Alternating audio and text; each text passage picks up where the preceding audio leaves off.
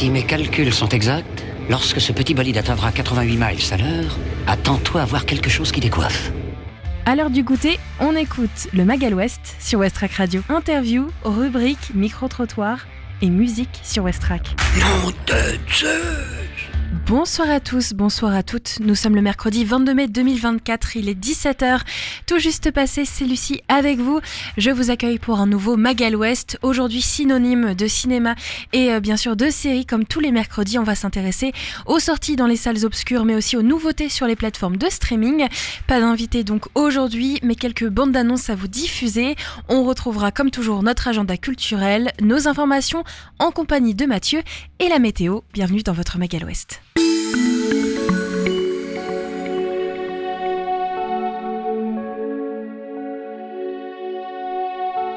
Aujourd'hui, le soleil se couche à 21h47. On gagne donc 2 minutes de soleil. Cet après-midi, au Havre, c'est un ciel assez ensoleillé qui nous attend. La température actuelle est de 16 degrés. Le vent, lui, est de 21 km/h en moyenne, tourné vers l'ouest. Ce soir, un ciel dégagé, température 16 degrés. Un vent entre 22 et 25 km/h, tourné vers l'ouest. Demain, jeudi, le soleil se lèvera à 6h05 et se couchera à 21h47. On va donc gagner 2 minutes de soleil. Demain matin au Havre, attendez-vous à de la pluie, la température sera de 12 degrés, le ressenti sera de 10, la force du vent va osciller aux alentours des 19 km/h, direction sud-ouest. Demain, l'humidité relative de l'air sera de 89%. Demain après-midi au Havre, il va pleuvoir aussi, pensez donc à prendre votre parapluie, température 14 degrés, ressenti 13, la force du vent devrait atteindre en moyenne les 12 km/h, direction ouest-sud-ouest. Et enfin demain en soirée, de nombreuses éclaircies vont parsemer le ciel.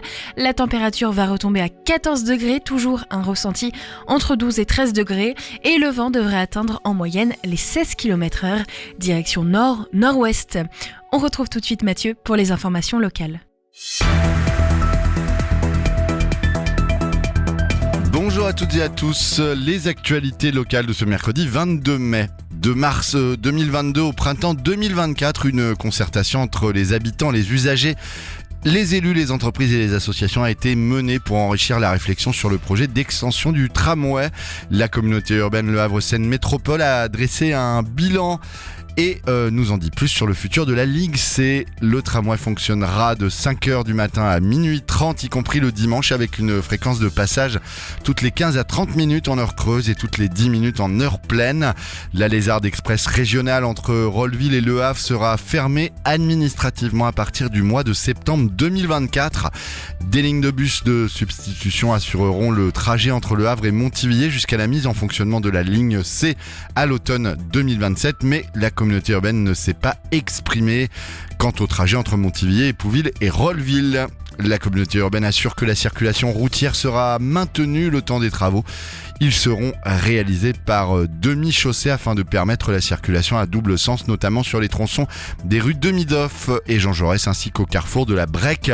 Les riverains seront informés en temps et en heure sur les travaux à travers une signalétique de chantier, des réunions de quartier, un site internet dédié, des flyers d'information et des agents de proximité. C'est un bijou du patrimoine qui s'apprête à changer d'écrin. Le manoir de Bévilliers à Gonfreville-Lorcher, inscrit au monument historique depuis 1924, va faire l'objet d'importants travaux prochainement. Laissé à l'abandon depuis plusieurs années, il est la propriété depuis 2022 d'un promoteur immobilier parisien, Cassius. Un promoteur qui monte le projet de réhabilitation avec sa société spécialisée dans les constructions patrimoniales. De fait, de nombreux éléments sont protégés comme la porte principale de l'entrée, les cheminées monumentales, les fenêtres typiques de la Renaissance. Un défi technique qui sera confié à des entreprises locales. Le manoir sera restauré en 11 appartements répartis sur 3 étages. Le parc situé entre le manoir et le golfe de Bévilliers retrouvera lui aussi une nouvelle jeunesse. Si les travaux devraient commencer dans quelques mois, il faudra attendre fin 2026 avant d'admirer la renaissance de ce joyau. La fête de la bio en Normandie, un événement qui a lieu chaque année depuis plus de 20 ans, se déroulera pour la première fois en Seine-Maritime ce week-end, les 25 et 26 mai, du côté des Trois-Pierres. Loin de l'entre-soi, cet événement pédagogique se veut résolument tourné vers l'extérieur, l'occasion de revenir aux fondamentaux et de réexpliquer les avantages du bio pour notre santé comme pour l'avenir de la planète. Ce qui ne semble pas inutile au vu de la faible implantation du bio en Seine-Maritime. Actuellement, on recense environ 2200 producteurs bio dans la région, essentiellement installés en ex-Basse-Normandie. Le bio représente à peine 1% de la surface agricole du 76, ce qui en fait l'un des derniers départements de France. Né grâce à l'association du HAC Triathlon en 2017 à l'occasion des 500 ans de la ville du Havre, le LH Urban Trail s'est rapidement imposé dans le paysage sportif local. Différents parcours vont être proposés afin de toucher tout type de public et de niveau, avec pour objectif de mêler défis sportifs et visites urbaines. Les parcours passent ainsi par la Catène de Contenères, les falaises de Sainte-Adresse, le volcan, les jardins suspendus, sans oublier les escaliers qui caractérisent si bien le paysage havrais. L'édition 2024 va débuter le samedi 25 mai à 10h sur le parvis de l'hôtel de ville pour se terminer à 16h le dimanche 26. Côté course, le LH Urban Trail proposera notamment un marathon de 42 km, un semi-marathon de 21 km, un trail de 7 km et un trail de 12 km. Une épreuve très exigeante qui comprendra un dénivelé de 1200 mètres et plus de 4600 marches à gravir. Tous les 2 ans, l'association Vent de Fou organise en collaboration avec la municipalité de Saint-Jouin-Bruneval un festival de cerfs-volants les 25 et 26 mai, l'un des rares complètement ouverts, puisqu'ici pas de ruban pour séparer le public des cervolistes afin de faciliter les échanges avec les spectateurs. Tout au long de la journée, des animations vont être proposées et moyennant 3 €, chacun pourra participer à un atelier de fabrication de cerfs-volants. Les enfants des écoles de Saint-Jouin-Bruneval et de Cauville-sur-Mer qui ont réalisé 150 cerfs-volants sont invités à les faire voler tous ensemble samedi à partir de 13h30. Merci Mathieu. 3 événements à ne pas rater près de chez vous, c'est tout de suite dans le Magal Ouest. Des idées sorties pour cette semaine ou ce week-end pour te culturer sur Westrack Radio. Au Havre, c'est le Café Réseau Escale Emploi aujourd'hui. Des bénévoles peuvent vous accompagner pour vous renseigner sur votre recherche d'emploi, d'alternance ou de stage. C'est tous les mercredis au Paul Simon Veil, 25 rue Le Sueur. C'est jusqu'à 19h aujourd'hui, c'est totalement gratuit. Vous pouvez vous renseigner au 06 22 75 97 12. Un concert vous attend aujourd'hui, un concert au Havre avec Perrine Hope qui donnera donc un concert ce soir à 18h30 à la Môme Corse, 26 rue Georges Braque. Composition et reprise de chansons françaises, c'est de la pop. Réservation conseillée au 02 35 44 23 97. Et enfin, un spectacle jeune public avec les voix Babel qui présente Le Voyage enchanté de Corentin, un spectacle chanté pour les 3 à 6 ans. C'est aujourd'hui à partir de 15h30 jusqu'à 18h30 à Tadam Théâtre, 60 rue Michelet. Le tarif est de 6 €. Réservation sur le site tadamnc.fr. Westrack et la Fédération des radios associatives Musiques Actuelles, la Ferrarock, vous partagent la découverte musicale du jour.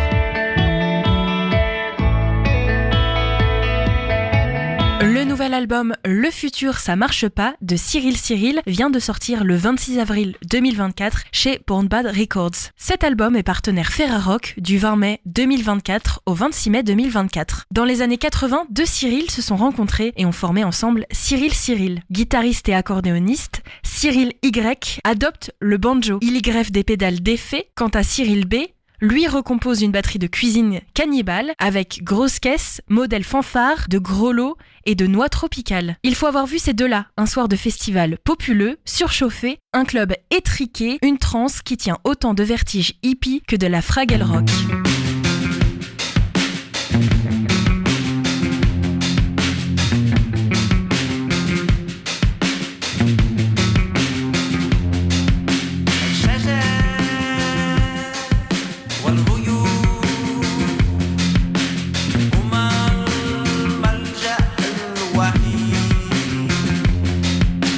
شجر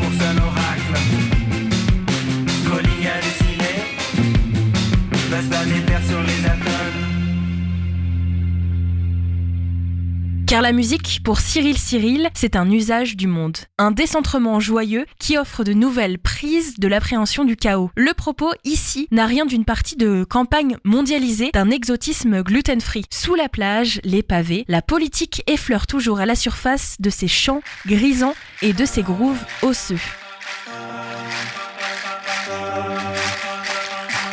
Les contes, le charme, le flou, le serpent. Le secret, le sas de Carola Pomme. Le numéro numéraire, revolver, l'affront. Prix. Les aigles, le froid, à l'abri des coffres. Bounce. Le flou des arbres, le serment, la vérité. Glisse. Le réduit, Heidi, les sommets des montagnes. Suisse. Les multi, les sages, le rush qui les renvoie. Bis. Les taupes, les agents, les abris, Armailly.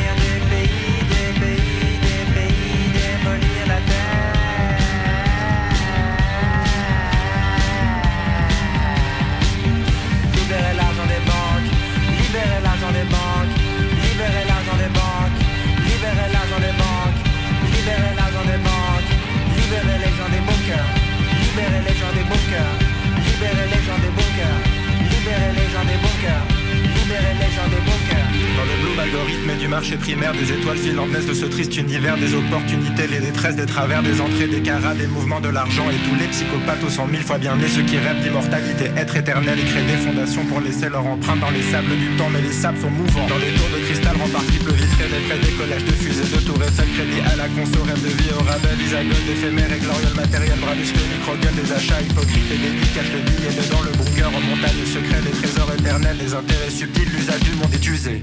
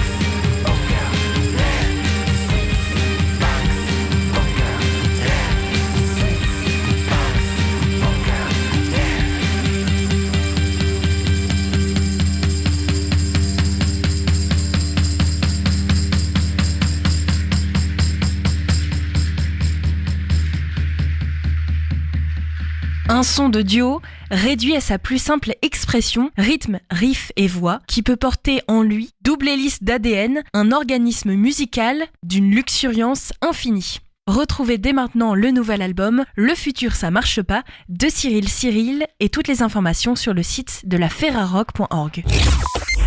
Le Mag à l'Ouest, info, divertissement et bonne humeur sur Westrack. Notre découverte musicale du jour en compagnie de la Ferrarock, c'est Cyril, un nouvel album que l'on vient de découvrir ensemble. Le futur ça marche pas, ça vient de la Suisse, La Grisaille et ce titre qui s'appelle Switzerland Bunker Love. Tout de suite, c'est un reportage en compagnie de Maxime et de Justine. Ils sont partis à la rencontre de l'artiste Clotilde Evide qui expose actuellement au Tetris. Le Tetris expose une nouvelle artiste en ce mois de mai.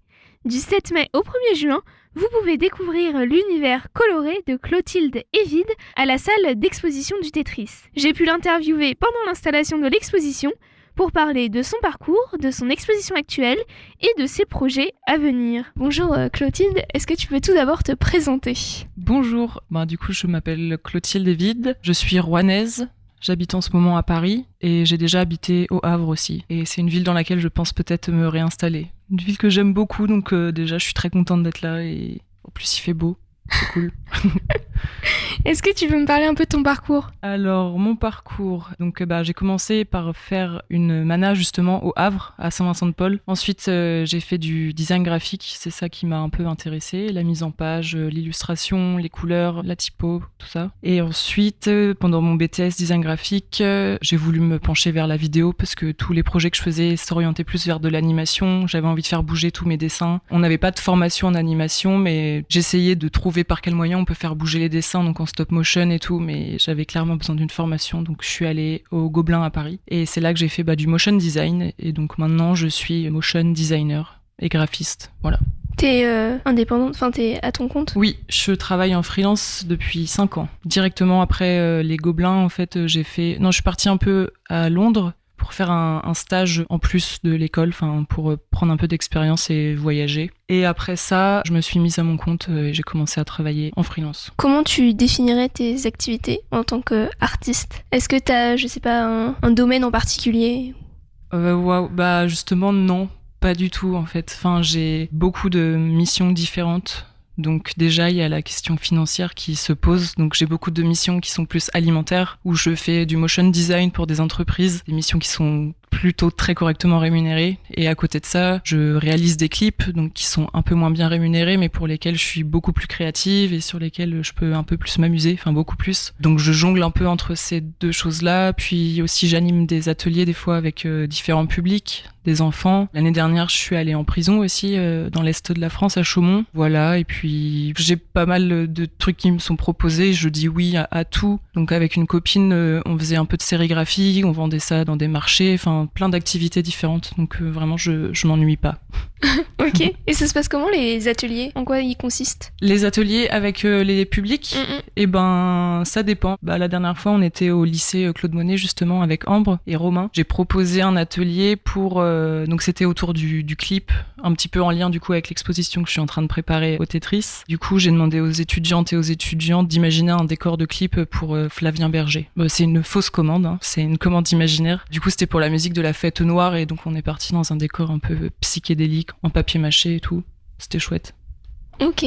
Et alors donc là, tu prépares ton exposition qui va avoir lieu au Tetris. Le vernissage, c'est demain. Oui. Au moment où on se parle. Alors c'est un mélange entre peinture, dessin et clip. À ce que j'ai pu voir. C'est quoi que tu préfères entre les trois? Bonne question. Je pense vraiment le clip parce que c'est vraiment un terrain hyper chouette pour s'exprimer. C'est comme un mini court-métrage. Quand je fais un projet, j'aime bien être à la réalisation et pouvoir créer tout. Bon, je suis pas sûre que ce soit toujours très bien, mais j'aime bien essayer tous les corps de métier en même temps et tout faire, ce qui fait que ça donne un résultat qui est certainement un peu approximatif. C'est à cause du budget, j'ai pas le choix, mais en même temps, j'aime bien tout faire, donc faire de l'anime, faire du montage, demander à mes copines de m'aider pour faire les actrices quand il y a besoin de mains ou de... Enfin, j'ai des coups de main de mes copines surtout. Je trouve que le clip, c'est l'endroit où je m'amuse le plus et où j'ai envie de continuer. J'ai des idées encore. Ok. Et alors, est-ce que tu veux faire passer des messages avec tes créations ou tu fais ça juste pour non. le plaisir? Enfin, en fait, je pense que je m'amuse à faire tout ce que je fais. Tout ce que je fais, ça raconte des choses, peut-être...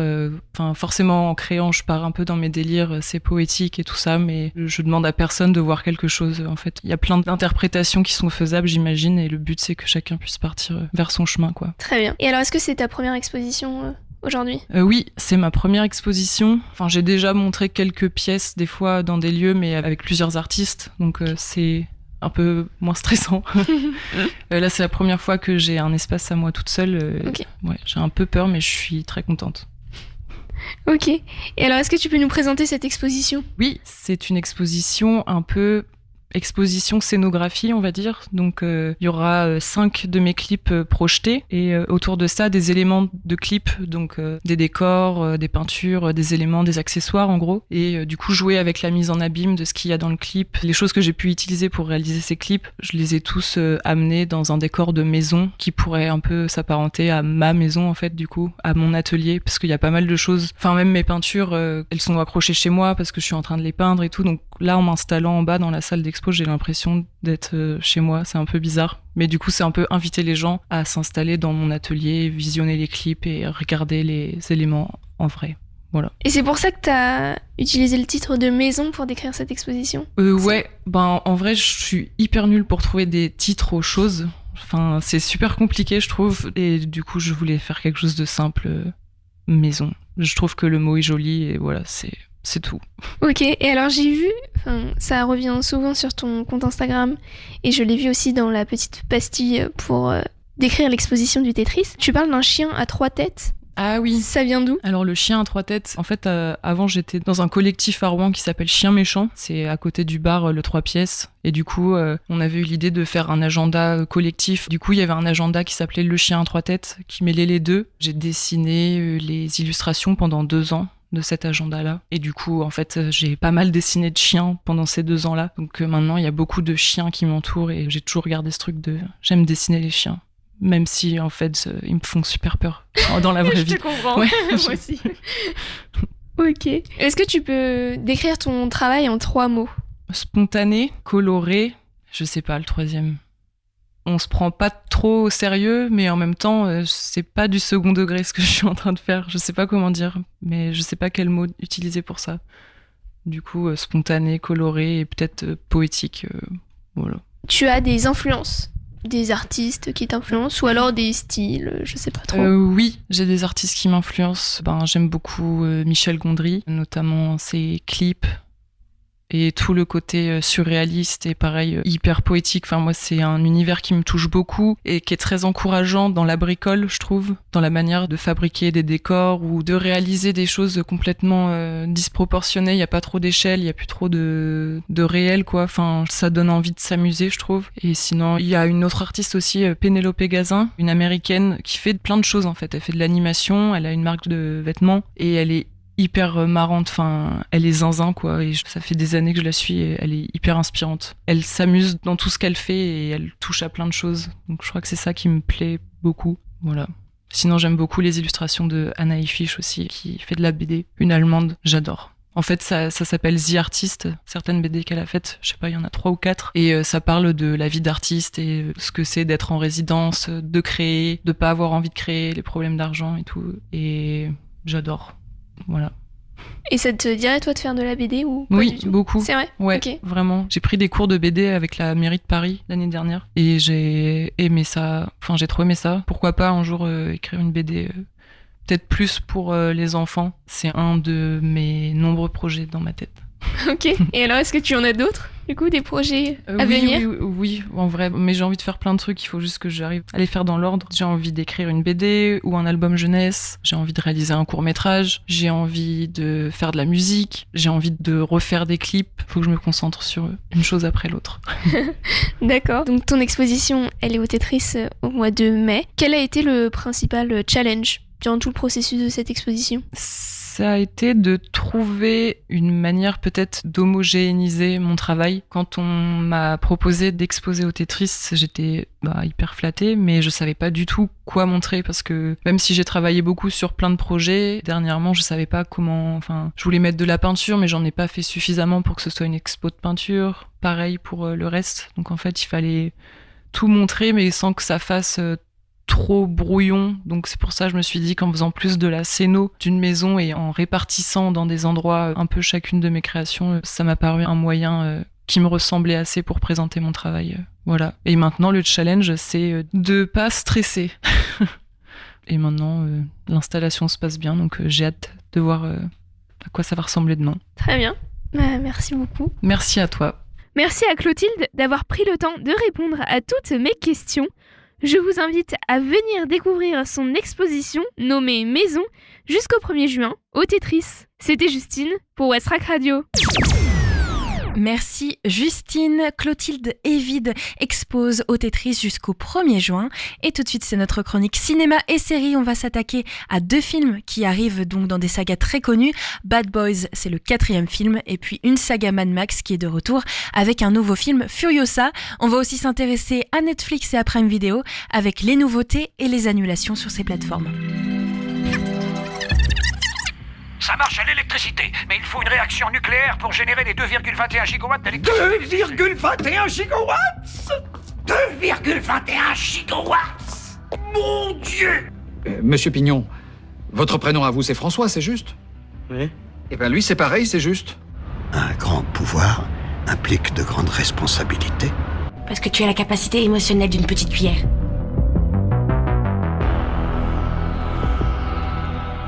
Après le succès de Bad Boys for Life et ses 426 millions de dollars de recettes mondiales en 2020, un 4e épisode avait été annoncé par Will Smith et Martin Lawrence en février 2023.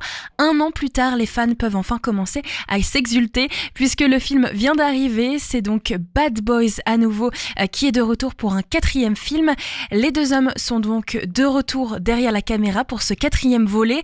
L'occasion de rebondir après l'annulation de leur film Batgirl. À noter que Chris Bremer est aussi de retour à l'écriture du scénario. Évidemment, Will Smith et Martin Lawrence reviennent dans leur rôle des super flics Mike Lowrey et Marcus Burnett. Ils seront épaulés par les nouvelles recrues du 3e volet, Vanessa Hudgens et Alexander Ludwig, dans l'uniforme de Kaylee et de Dorn. 2 nouveaux venus qui viendront également fortifier le casting de ce 4e volet.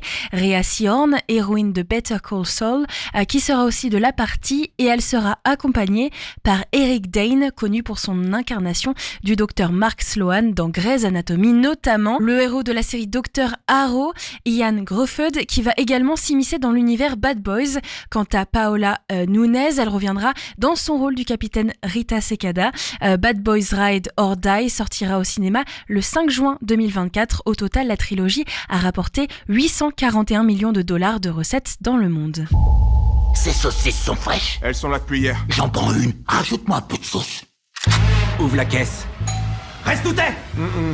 C'est des Skittles que je vois sur le comptoir? Oui, mais c'est pas à moi. Si, c'est à lui. Ferme ta gueule. Marcus, on se casse. Il a son flingue sur ma tronche. Tu veux t'embrouiller avec lui ou avec moi? Désolé, monsieur. Révélée dans The Witch et populaire depuis Split, le jeu de la dame, Anya Taylor-Joy a été choisie pour incarner un rôle mythique de la pop culture, celui de Furiosa, une héroïne badass de l'univers de Mad Max, auparavant interprétée par Charlize Theron dans Mad Max Fury Road. C'est le 5e film de la franchise Furiosa, une saga Mad Max qui a été l'occasion pour le réalisateur George Miller de revenir sur la croisette puisqu'il a été projeté en avant-première hors compétition au 77e Festival de Cannes.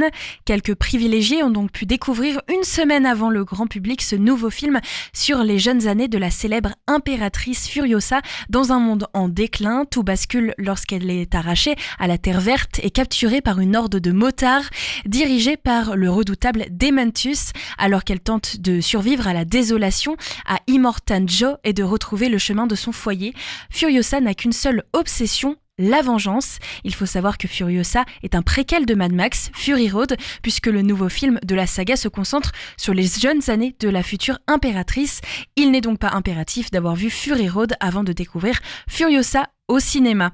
Si le film Furiosa s'inscrit parfaitement dans l'univers de Mad Max, Fury Road est avec la même qualité graphique. Les deux longs métrages ne portent pas tout de même les mêmes enjeux ni la même temporalité. Le film Furiosa, une série Mad Max, est sorti le 22 mai au cinéma. Je suis Furiosa.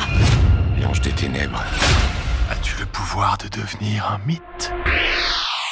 La série Squid Game, vous le savez, sera de retour prochainement pour une saison 2. La série, le tournage du moins, a débuté en juillet 2023 et devrait s'étaler sur plusieurs mois, à minima jusqu'à la fin de l'année. Par conséquent, il paraît raisonnable d'attendre cette nouvelle saison pour 2025, dans le meilleur des cas. Aucune image officielle n'a été dévoilée pour l'heure. Cependant, on sait que plusieurs acteurs vont reprendre leur rôle, comme Lee Jong-jae qui fait le retour dans son rôle de Song Ki-hoon, et on retrouvera aussi Lee Byung-hoon qui lui était dans le rôle de Hang In-ho. Ancien vainqueur du Squid Game, est apparu dans la première saison vêtu d'un masque. Son visage n'a finalement été révélé que lors des derniers épisodes, si vous avez déjà vu la saison 1.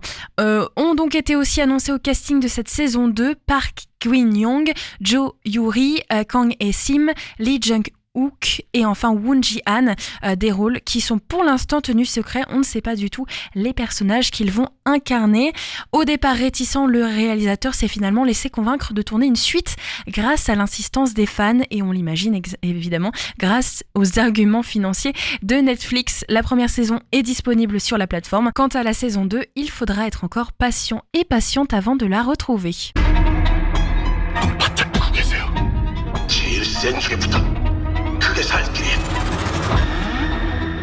애들 게임 규칙 단순해. 내가 무조건 이기게 해줄 테니까.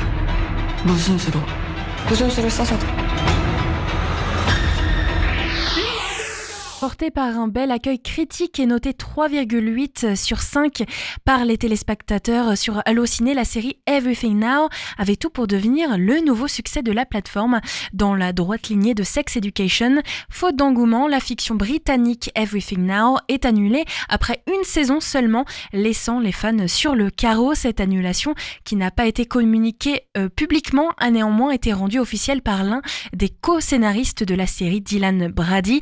Dans un entretien accordé à Films Updates, il a révélé que quelques épisodes de la saison 2 avaient d'ores et déjà été écrits. Pour rappel, Everything Now mettait en scène l'actrice Sophie Wilde, révélée dans le film d'horreur La Main en 2023. Elle incarnait Mia, une adolescente de 16 ans qui rentre chez elle après une longue hospitalisation pour des troubles alimentaires. Entourée de ses meilleurs amis, l'héroïne va retrouver les joies et les peines de la vie d'une ado. Nous ne pourrons donc pas connaître la suite des aventures de Mia. La première saison saison est disponible sur Netflix. Une plateforme de questionnement, de sondage et de pétition a tout de même été mise en place pour peut-être recevoir une suite un jour de Everything Now. Et c'est la fin de notre émission. Merci de votre écoute. Je vous donne rendez-vous demain pour un autre Magal West. Rendez-vous à 17h. Très belle soirée. La musique continue sur Westrack et ça commence avec Ajala et c'est un titre de Ezra Collective. Très bonne soirée.